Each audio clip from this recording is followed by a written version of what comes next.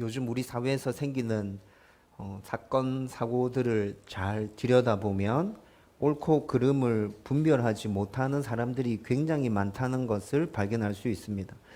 모두가 객관적이며 공공의 합의에 따른 법이나 도덕에 관심을 가지고 있는 것이 아니라 자신의 판단과 생각을 기준으로 각자 일을 처리하고 있기 때문에 이런 일이 생겨나는 것이죠.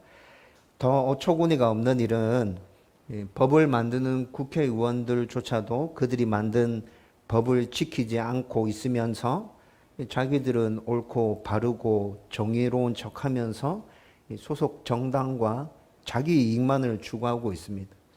그리고 정말로 더 심각한 것은 우리 사회에서 좀 배웠고 가졌고 교양이 있다고 말하는 그 중산층 가정에서 이렇게 옳고 그름을 판단하지 못하는 사람들이 많이 생겨나면서 급속도로 그들의 아이들도 옳고 그름에 대한 판단이 무너져 내리는 모습들을 확인할 수 있습니다. 여러분, 지금 우리 사회가 이렇게 돌아가는 근본적인 이유가 어디에 있다고 생각하세요? 지금 우리 사회의 옳고 그름에 대한 이 문제가 무너져 내리고 있는 근본적인 이유는 사단이 모든 부분에서 절대 기준인 하나님의 말씀을 비롯해서 우리 삶의 기준이 될 만한 것들을 전부 다 흔들어 놓고 무너뜨리고 있어요. 그건 너희들을 다 갉아매고 있는 것이고 억누르는 반인권적인 거야. 너희들의 자유의지에 따라서 너희들은 생각하고 결정할 수 있어. 그게 옳은 거야. 라고 사단이 지금 모든 사람들에게 이렇게 주입하고 있어요. 그리고 사람들은 그렇게 주입시켜주는 그 생각에 따라서 내 생각이 맞지 라고 자기 생각과 자기 판단들에 따라서 모든 일들을 결정하기 때문에 이런 일들이 벌어지고 있다는 거죠. 따라서 앞으로 우리 사회에서 통용되던 옳고 그름에 대한 기준들은 지금보다도 훨씬 더 빠르게 무너져 내릴 것이고 지금 일어나고 있는 사건, 사고들보다 더 악하고 무서운 일들이 우리 사회 가운데서 굉장히 많이 생기게 될 것입니다. 그렇다면 이런 세상에서 살아가는 성도들은 옳고 그름에 대한 기준을 어떻게 더 굳건하게 붙들고 흔들림 없이 하나님의 백성으로 살아갈 수 있을까요? 오늘 우리가 읽은 본문 말씀에서 사울과 요나단의 모습을 비교해 보면 이에 대한 답을 찾을 수가 있습니다. 저와 여러분들이 오늘 이 말씀을 나누면서 옳고 그름에 대한 판단이 모호해진 이 세상에서 변하거나 흔들리지 않는 진리, 하나님의 말씀, 그것을 붙들고 담대하고 당당하게 그의 백성으로서 살아갈 수 있기를 주님의 이름으로 축원드립니다. 여러분, 오늘 말씀은 우리가 이미 몇 주에 걸쳐서 살펴본 사무엘상 18장에서 사울이 여인들의 노래를 듣고 감정적으로 다윗을 죽이려고 했죠. 그리고 또 18장 뒷부분에서 우리가 나누었듯이 개인적인 판단으로 블레셋을 이용해서 은밀하게 다윗을 죽이려는 시도도 했습니다. 그런데 18장에 나타났던 사울의 그런 시도와는 오늘 본문에 나타나고 있는 모습은 차원이 달라요. 자신의 측근들에게 공개적으로 다윗을 죽일 것이라고 말하면서 명령하고 있는 것으로 시작하고 있습니다. 여러분, 오늘 본문 1절 말씀을 히브리어 원어로 살펴보면 사울은 지금 가는 곳마다 백성들과 자기 신하들에게 신임을 얻고 마음을 얻어서 그의 지위가 더 견고해지고 있는 다윗을 보면서 나 혼자만의 힘으로는 저를 죽일 수가 없구나 라고 판단하고 지금 그의 측근들과 다음 왕위를 이을 자기 아들 요나단을 불러 모아놓고 노골적으로 지금 얘기하는 거예요. 다윗을 죽이겠다. 내 마음은 지금 벌써 그렇게 정해졌다. 그러니까 내 뜻에 너희들도 마음을 모아서 따라야 한다. 이렇게 명령하고 있는 것이라고. 여러분, 이 명령은 직접적으로 지금 군대를 동원해서 다윗을 잡아서 죽여라고 명령하는 건 아니에요. 직접적으로 이렇게 명령하는 건 아니지만 이미 사울은 다윗을 죽이려고 마음에 결정했어요. 그리고 지금 당장이라도 다윗이 자기 눈앞에 보인다면 죽이려고 하는 이 의지를 실행에 옮길 그런 만반의 준비가 다 갖춰져 있다는 것이죠. 그러나 사울의 이런 결정은 하나님의 말씀을 근거로 옳고 그름에 입각한 올바른 판단이 아니라 그의 시기와 질투심 때문에 비롯된 잘못된 결정이라는 것이죠. 여러분, 지금까지 우리가 살펴본 대로 다윗은 사울에게 잘못한 것이 단 한 가지도 없었습니다. 여러분, 사울과 다윗의 첫 만남이 어떻게 이루어졌죠? 사울이 악령에게 시달릴 때 다윗이 수금의 연주로 그 사울을 위로하고 달랬죠. 여러분, 이런 모습을 머릿속에 그려보면 사울은 지금 다윗에게 은혜를 입은 거라고요. 그렇죠? 여러분, 이것뿐만이 아니라 또 사울과 이스라엘 군사들이 골리앗과 블리셋의 군대를 보면서 벌벌 떨면서 숨어 있을 때 어리지만 하나님을 의지했던 용감했던 다윗이 당당하게 골리앗과 싸워서 그를 죽이고 그 전쟁을 승리로 이끌었잖아요. 이 또한 사울이 다윗에게 은혜를 입은 것이 맞죠. 한 나라의 임금이 어떻게 하지도 못해서 떨고 있는 상황에서 어린 아이가 나가서 전세를 완전히 뒤집었단 말이에요. 여러분, 분명히 사울이 은혜를 입었어요. 그리고 이 사건 이후에도 블레셋과의 국경 지역을 돌면서 왕이 가라는 곳, 싸우라는 모든 전장터에서 마다하지 않고 그 모든 임무들을 성실하게 다 실행해서 수많은 백성들과 또 군사들 사이에 인정받고 다윗의 신임이 더 두터워졌단 말이에요. 이 또한 잘 생각해 보면 다윗이 이렇게 자기에게 주어진 임무를 성실하게 잘 수행해서 블레셋과의 전투에서 계속 승리함으로 인해서 나라는 더 부국강병하게 되었단 말이에요. 여러분, 이런 것들을 생각해 보면 분명히 사울은 지금 다윗에게 은혜를 입고 있는 거예요. 한 번만 그런 게 아니라 여러 번 왕이지만 신하 다윗에게 계속해서 은혜를 입고 있는 모습이 드러나고 있죠. 여러분, 그리고 신하들과 백성들이 다윗을 따라 주었다는 것도 그가 참 좋은 사람으로서 신실하게 왕의 명령에 복종하면서 올바르게 모든 일을 처리했다는 것을 반증적으로 보여주는 것이잖아요. 그런데 사울에게 있어서 이렇게 충성스러운 신하였던 다윗을 사울이 어떻게 하려 해요? 죽이려 하고 있어요. 왜요? 자기보다 모든 면에서 뛰어나요. 하나님이 자기를 버렸다는 것을 알고 있는데 나를 버리고 난 다음에 택한 사람이 다윗이구나 라는 걸 알게 됐어요. 그러면 그 이후에 자기가 왕위에서 물러나고 나면 이스라엘의 왕이 누가 된다는 겁니까? 다윗이 된다는 거죠. 직감적으로 알았어. 사울이 다윗이 하는 모습을 보면서 누가 특별하게 말해주는 사람이 없는데 하나님으로부터 나는 버림을 받았고 다윗이 선택받았고 내 왕위를 다윗이 이어받게 되겠구나. 여러분, 이런 모든 것들을 직감적으로 느끼고 있으면서 시기와 질투심에 휩싸여서 그를 죽이려고 달려들고 있다는 것이죠. 여러분, 신약성경 요한일서 3장 15절 말씀에 보면 형제에 대해서 미움과 시기심이 있으면 그는 이미 살인한 자라고 말하고 있습니다. 여러분, 오늘 이 본문의 상황이 요한일서 3장 15절의 말씀을 그대로 잘 보여주고 있죠. 여러분, 창세기 4장 1절에서 8절에 가보면 가인과 아벨의 사건도 이 진리를 분명하게 우리 가운데 깨우쳐주고 있습니다. 하나님이 아벨의 제사는 기쁘시게 받아주시고 자신의 제사는 받아주지 않은 것에 분노하면서 아벨에 대해서 시기하고 질투하는 마음을 품고 있었던 가인이 어느 날 동생 아벨을 들판에서 그냥 돌로 쳐 죽여버립니다. 여러분, 이 사건에서도 시기심과 살인은 연결되어져 있다는 것을 우리 가운데 보여주고 있거든요. 여러분, 우리는 이런 사건들을 통해서 시기심과 살인은 같은 선상에 있는 죄라는 걸 알게 되죠. 단지 시기심은 그냥 마음에 품고 있는 죄이고 살인은 행동으로 드러난 죄라는 것입니다. 지금 우리가 살고 있는 이 세상에서 일어나는 살인도 부지 중에 일어난 사건이 아니라면 대부분 시기심과 미움이라는 감정과 연결되어져 있습니다. 사이코패스가 아니라면 아무런 이유 없이 또 시기심과 질투 뭐 이런 미움들 이런 감정 없이 살인하는 일은 극히 드물죠. 어떤 일을 계기로 해서 상대방에 대해서 미움과 시기하는 마음이 생겨났어요. 그것이 강도가 점점 강해지면서 어느 순간 폭발해서 살인이라는 행동으로 이어지잖아요. 그래서 지금 신약성경 요한일서 3장 15절에 시기심을 품고 있고 미움을 품고 있다면 너는 이미 살인했어 라고 말씀하고 있는 것이거든요.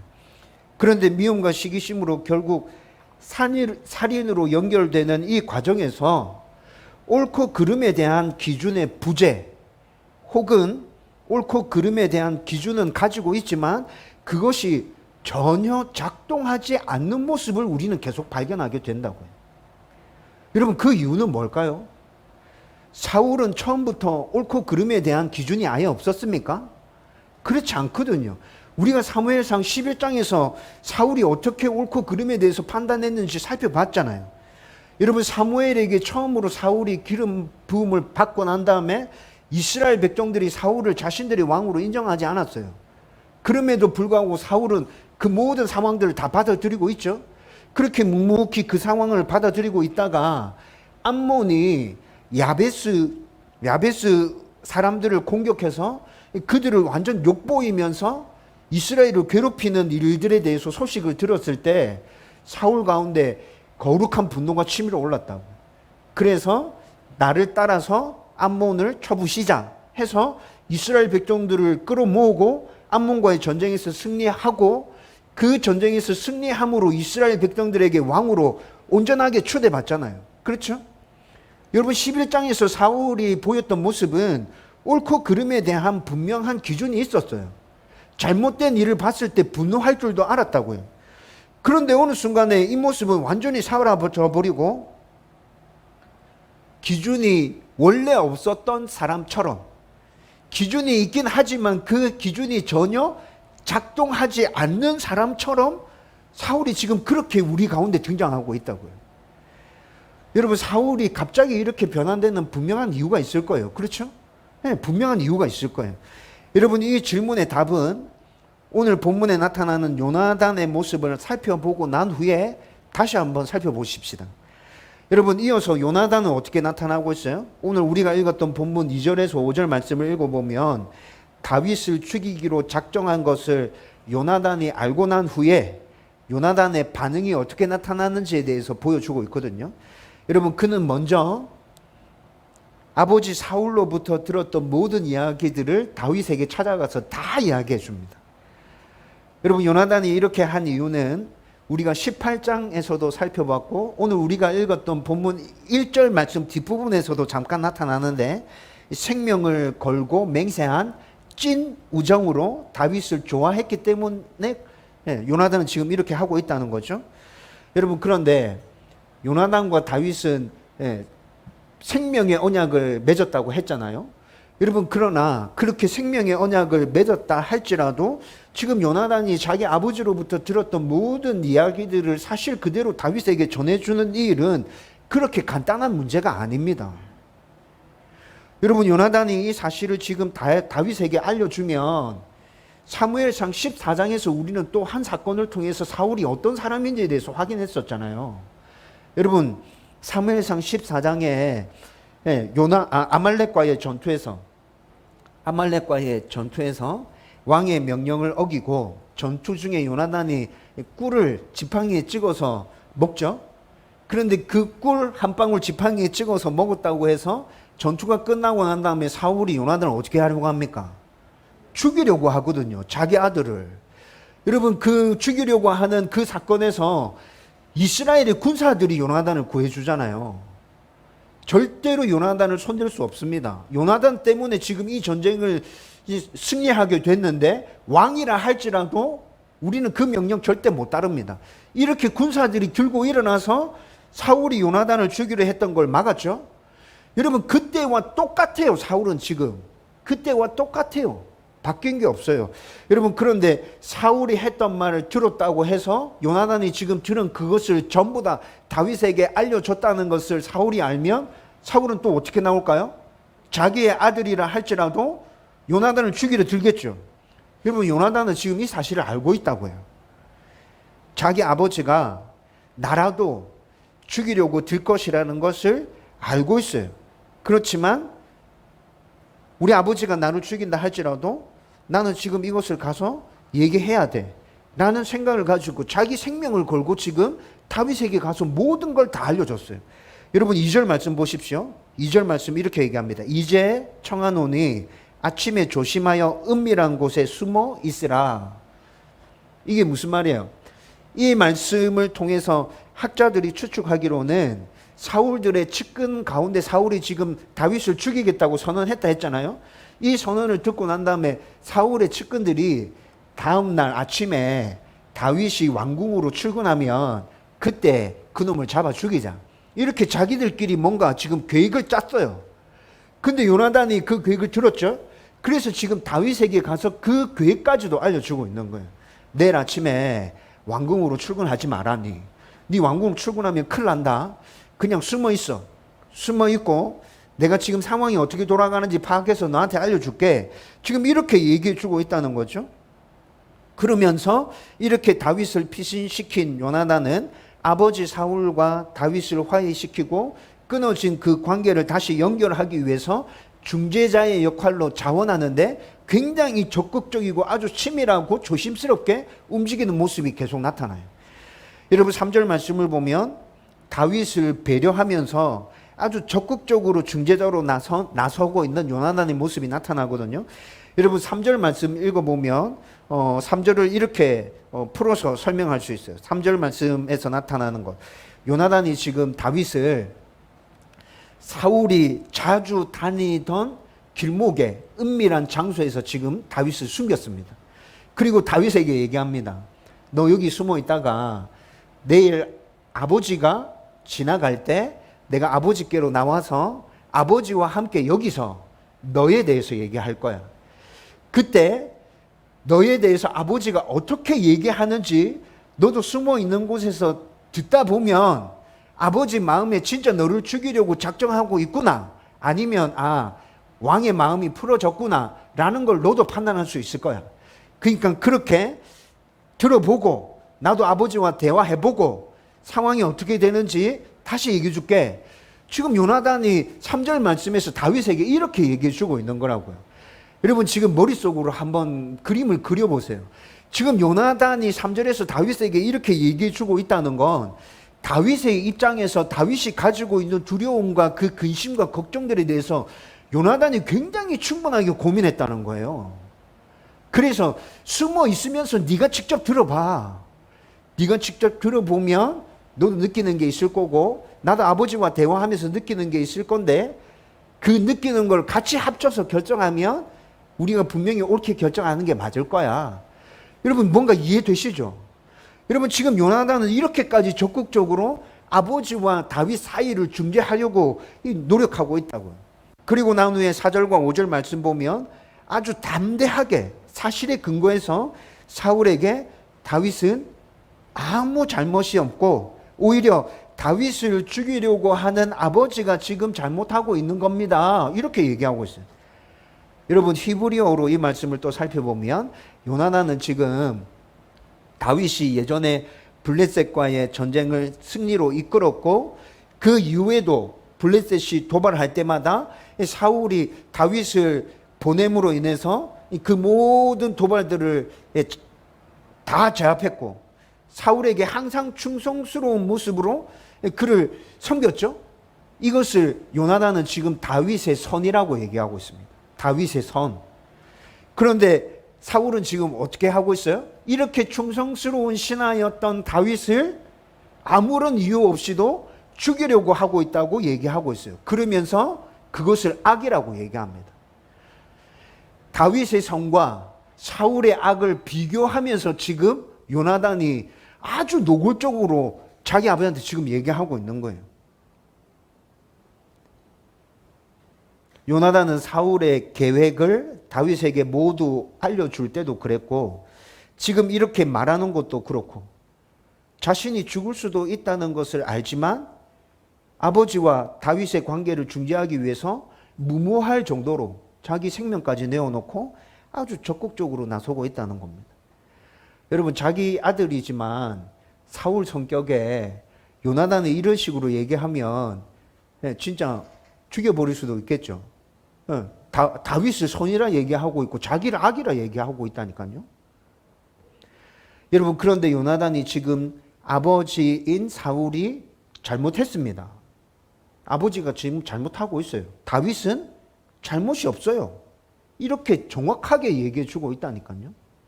여러분, 그런데 여기서 도대체 요나단은 그러면 자기 아버지인 사울이 잘못하고 있고 다윗에게는 아무런 잘못이 없다는 이 확신을 어떻게 가질 수 있었을까요? 여러분, 이 확신은 요나단은 하나님의 말씀을 근거로 해서 옳고 그름에 대한 판단의 기준이 명확했어요. 그리고 그 기준으로 볼 때 다윗은 아무 잘못이 없고 아버지 사울이 지금 잘못하고 있다는 게 명확하게 보였다는 것이죠. 그래서 그는 하나님의 말씀을 근거로 해서 정확하게 보았고 생각했고 판단했기에 죽을 수 있다는 걸 알았지만 더 비참한 사고를 막기 위해서 담대하게 지금 아버지 앞에 서서 이 이야기를 하고 있는 거예요. 여러분, 앞서 우리는 오늘 본문에 나타난 사울의 모습을 살펴보면서 그가 하나님의 말씀에 근거한 옳고 그름에 대한 분명한 기준을 원래 가지고 있었는데 한순간에 그 기준이 사라져 버린 것은 무엇 때문인지에 대해서 질문했었죠. 여러분, 그리고 이후에 지금 우리 요나단의 모습을 살펴보면서 그가 죽을 수도 있다는 것을 알면서도 담대하게 아버지 사울에게 다윗의 잘못은 아무것도 없고 아버지가 지금 잘못하고 있는 것이라고 말할 수 있는 근거는 옳고 그름에 대한 분명한 기준이 있었기 때문이라고 방금 말씀드렸습니다. 그런데 여기서 사울이 놓쳐버린 옳고 그름에 대한 그 기준, 요나단이 지금 붙들고 있는 옳고 그름에 대한 기준은 모두 다 하나님의 말씀이라는 것을 우리는 정확하게 가슴속에 새기고 있어야 합니다. 여러분, 하나님의 말씀은 인종과 시대를 초월해서 변하지 않는 절대 진리입니다. 여러분, 따라서 이 말씀을 근거로 옳고 그름을 판단해야 우리는 항상 같은 기준으로 옳고 그름에 대해서 생각하고 판단할 수 있게 되는 거예요. 그리고 하나님의 말씀을 붙들고 옳고 그름을 올바르게 생각하고 판단하기 위해서는 무엇보다도 하나님에 대한 굳건한 믿음이 밑바탕에 깔려 있어야 합니다.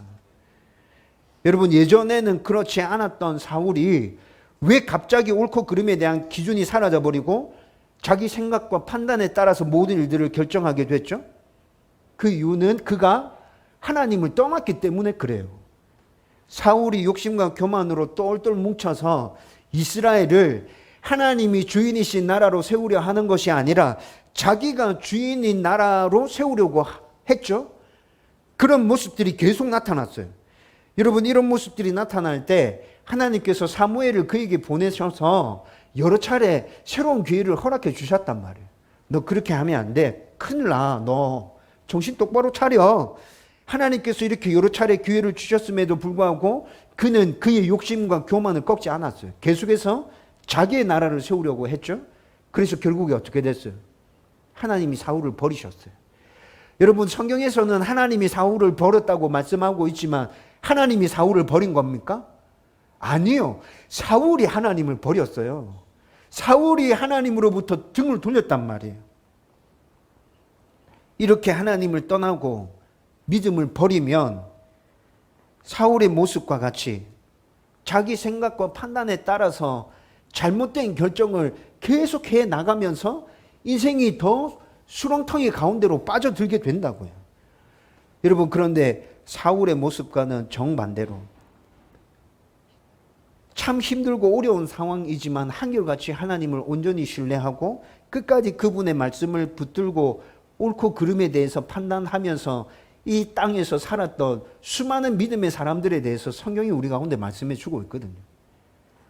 예를 들면 창세기 39장의 말씀에 나타나듯이 여러분 요셉은 보디발의 아내가 유혹했을 때 유혹을 당할 때 요셉의 상황이 어땠죠? 가정의 총리로 일하고 있기는 했지만 아직까지는 그의 신분이 노예였잖아. 채색 옷을 입고 아버지의 사랑을 받으면서 그렇게 지냈던 요셉이 지금 머나먼 미국 땅까지 팔려와서 힘들고 어렵게 생활하고 있는 상황이잖아요. 근데 주인이 자기를 유혹합니다. 여러분 세상의 관점에서 바라본다면 그 유혹을 받아들이는 것이 더 편하게 살 수 있는 길처럼 보일 수 있습니다. 지금 상황에서는 그렇게 보일 수 있다는 거죠. 시간이 지나고 난 다음에 당장 어떻게 될지 몰라도 지금 주인이 유혹하는 걸 내가 받아들이면 저 사람으로부터 나는 더 많은 걸 얻어낼 수 있을 거야. 여러분 이렇게 생각하는 건 당연한 거 아닌가요? 그러나 요셉은 그때도 하나님과 온전히 동행하고 있었기에 자신이 그 유혹을 거부한다면 힘들고 어려운 상황에 처하게 된다는 것을 알았지만 그 유혹에 넘어가지 않아요. 하나님의 말씀을 붙들고 옳고 그름에 대해서 분명하게 판단하죠. 내가 이렇게 판단하고 난 다음에 힘들고 어려운 일이 생긴다면 그것조차도 감당하겠다 라는 생각을 분명히 요셉은 했을 거예요. 여러분 이뿐만이 아니라 다니엘 3장을 보면 사드락과 메삭과 아벳느고가 느부갓네살 왕의 신상에게 절하라는 명령을 거절한 사건에서도 이런 모습을 확인할 수 있습니다.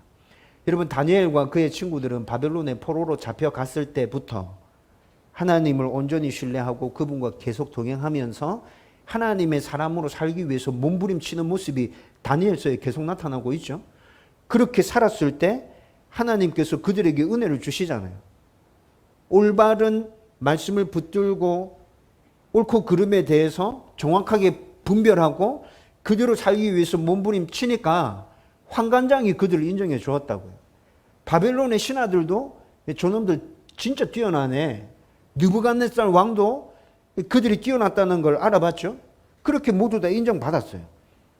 그렇게 바벨론의 나라의 고위 관리로서 자기 일들을 맡아서 일을 처리하던 중에 느부갓네살 왕이 자기 신상에게 절하라는 명령을 내리잖아요. 그런데 이들이 어떻게 합니까? 그렇게 하지 못합니다. 여러분 그렇게 하지 않으면 죽는다는 걸 이 사람들이 몰랐습니까? 알고 있었어요. 우리가 죽을지라도 그렇게 할 수 없습니다. 하나님의 말씀이 그렇지 않습니다. 그들은 그렇게 담대하게 말할 수 있었던 거죠. 그리고 하나님의 말씀을 붙들고 옳고 그름에 대해서 분명하게 결정을 내리고 나에게 지금 당장 불이익이 온다 할지라도 우리 하나님은 신실하신 분이야. 그 하나님이 우리 가운데 은혜를 주실 거야. 그렇지 않다 할지라도 우리는 절대 하나님의 말씀에 불순종할 수 없어. 여러분 이들이 이렇게 결정하고 나갔을 때 어떤 일이 일어납니까? 그들을 통해서 하나님은 정말 살아계시고 그 살아계신 하나님이 사드락과 메삭과 아벳느고 가운데 함께 하고 있다는 것이 이방인 모든 사람들 눈에 그대로 드러나 보이게 되잖아요. 여러분 이렇게 하나님에 대한 굳건한 신뢰 가운데 그분과 동행하면서 그분의 말씀을 근거로 해서 옳고 그름에 대해서 판단할 때 우리는 모든 부분에서 형통의 삶을 살아갈 수 있습니다. 여러분의 생각과 판단의 기준은 지금 어디에 가 있습니까? 세상의 방식, 세상의 흐름, 혹은 법과 도덕, 그것이 아니라 하나님의 말씀이 여러분들이 생각하고 판단하는 기준과 근거가 되고 있습니까? 하나님의 말씀이 우리의 모든 생각과 판단의 근거가 될 만큼 하나님을 사랑하고 하나님을 경외하면서 그분과 동행하기 위해서 발버둥 치고 있습니까? 저와 여러분들이 온전하게 하나님을 신뢰하고 그분과 동행하면서 그분의 말씀을 우리의 생각과 판단의 기준으로 삼고 그렇게 몸부림치는 삶을 살면 우리는 늘 형통의 삶을 살아가게 될 것입니다. 여러분 이제 오늘 말씀을 정리하려고 합니다. 제가 자주 여러분들에게 말씀드렸습니다. 우리 인생의 모든 문제에 대해서 우리는 하나님의 말씀을 근거로 생각하고 판단해야 합니다. 우리 인생의 모든 문제에 대해서 우리는 하나님의 말씀을 근거로 해서 생각하고 판단해야 된다고요. 여러분, 이렇게 하기 위해서 성경적으로 생각할 수 있는 훈련이 되어야 하는데, 이 훈련의 첫 과정이 하나님의 말씀을 계속 반복해서 읽는 겁니다. 아니, 목사님, 성경을 그렇게 계속 읽는 게 무슨 소용이 있습니까? 그것이 우리에게 어떤 유익이 있다고 계속 성경을 읽으라 하세요. 여러분, 성경을 이렇게 계속 읽고 읽으면 자연스럽게 하나님의 말씀이 우리 가운데 담긴다고요. 매일 하나님의 말씀을 묵상하는 훈련도 같이 따라가야 됩니다. 하나님의 말씀을, 짧은 말씀을 매일 묵상하다 보면 나도 모르는 사이에 그 하나님의 말씀이 내 안에 담겨요. 그렇게 담긴 그 하나님의 말씀이 우리가 어느 순간에 중요한 일을 결정해야 되는 그 결정적인 순간에 우리 가운데서 그 역할을 제대로 발휘하게 될 겁니다. 하나님의 말씀에 따라서 하나님의 방식대로 생각할 수 있게 될 거예요. 무엇이 옳고 무엇이 그른지에 대해서 정확하게 보일 겁니다. 내가 어떻게 결정하고 움직여야 되는지 내 안에 있는 말씀들이 꿈틀거리면서 나한테 말을 걸어올 거라고요. 여러분, 그 음성에 귀를 기울이고 우리는 그대로 따라가면 돼요. 생각해서 성경적인 생각으로 생각해서 결정하고 판단해서 따라가면 된다고. 그리고 진짜로 정말로 엄청나게 중요한 일이라면 성경적으로 생각할 뿐만이 아니라 추가로 정확하게 하나님의 말씀을 더해서 구하십시오. 하나님, 저에게 분명하게 말씀해 주십시오. 하나님이 성경 있잖아요. 성경.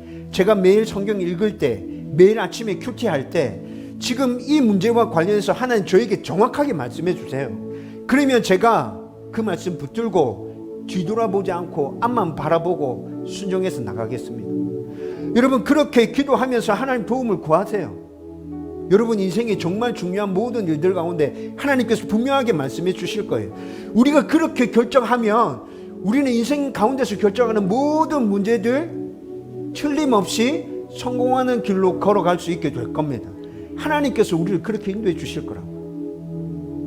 여러분, 이것이 형통의 삶이라고요. 성경에서 말씀하고 있는 형통의 삶은 이런 거예요. 저와 여러분들이 하나님의 말씀을 내 삶의 판단과 기준의 모든 근거로 굳게 붙들 수 있기를 주님의 이름으로 축원드립니다.